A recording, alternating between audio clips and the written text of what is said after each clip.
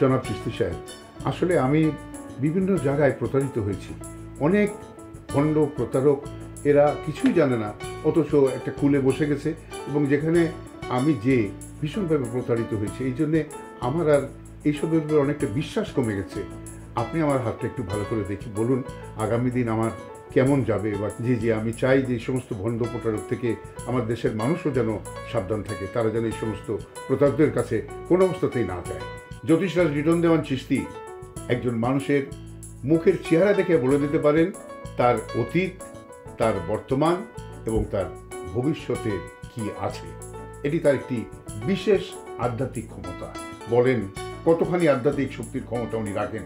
সোবহান আল্লাহ, আল্লাহ ওনাকে কি শক্তি দিয়েছেন, আমি সত্যি মুগ্ধ হয়ে গেছি তার এই ক্ষমতা দেখে।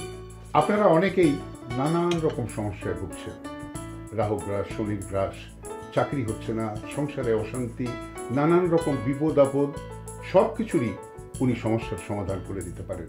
আপনারা তাই দেরি না করে চলে আসুন সরাসরি এই জ্যোতিষরাজ লিটন দেওয়ান চিশতির কাছে।